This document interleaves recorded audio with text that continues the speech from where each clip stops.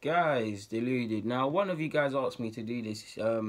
Should players of a different race or background or whatever walk off if specifically their black counterparts or any, let's just say anyone in general, is of the receiving end of racism? And I've just tried to sit there and make some quick pros and cons.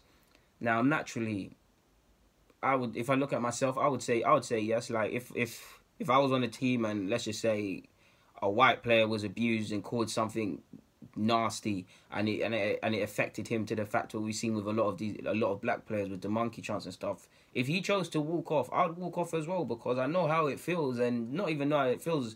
I don't like injustice in it.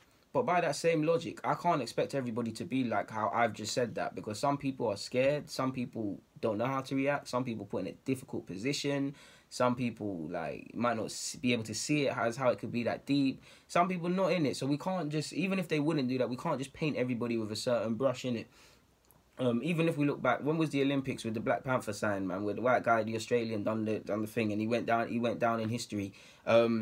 There's bound to have been other white males who probably would have thought of making a stand or doing something similar, but for whatever reason they bottled it or didn't want to because they felt uncomfortable or whatever. We can't blame people for feeling like that. In the same way he felt compelled to join in with the two black athletes and do his thing and show the solidarity, and it's a great thing and it helped raise awareness. Can't expect everyone to do that, because for regardless of reason, some people might want to help, but they're just not built like that. Like, it's sad to say.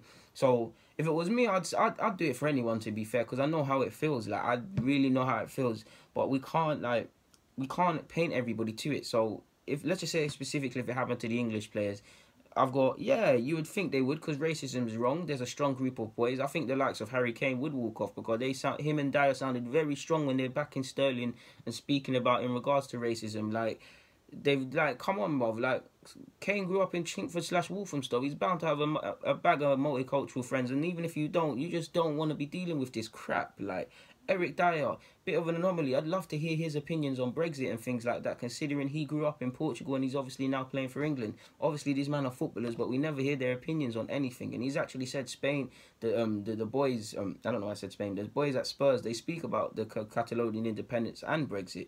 So I'd like to think the likes of these players, I rate both of them, away from footballers, as men, because they speak with conviction and they stand up for what's right. I think they would. So the first would be yes, because racism's just wrong. It kind of bonds into it, but it's sticking with your teammates. I mean, let's just say Danny Rose is a Spurs boy. Let's just say he's called something derogatory either for Spurs or England, and your teammates didn't back it. You'd feel you're alone. You would feel like you're alone. But if they did back him or give him support, togetherness beyond football. Like, these men have probably shared some moments and some insight between each other that we will never know, and it's some serious bonding. So that it's ultimately just morally good to do that, to be honest with you. Like I've said, some players might just feel isolated. These are the only points for yes I can come up with, and these are the only points that should actually matter. And I've said, kind of touched on it at the beginning, but it's a difficult position. Like, I wouldn't, to be fair, if I got put in that position, if I was on the receiving end of abuse and I've deemed walking off or whatever the best course of action, I can't expect people to follow me, because it's putting them in a difficult position that they might not necessarily be built for, because pardon my language, the media shitstorm and the things that are going to get thrown at them, they might not be prepared for that. They might not see, like I said, they might not see it as that deep. They might see it as, okay, it's a dead example, but he threw a banana at you. Okay, so what? Don't let him win. Stay on the pitch. Don't let the racists win, and all of these things. That's all valid, but and that's actually a good way of looking at it. But yeah, man, like, it's not their fight as well. Ultimately, it sounds harsh, but and it's not the way we should live our lives, because if everybody just done what felt compelled to them personally, we wouldn't get anywhere as humans. But it's not their fight. Like, if someone, whether they're white or black or whatever, if they don't feel personally compelled to it or cannot see the severity of it,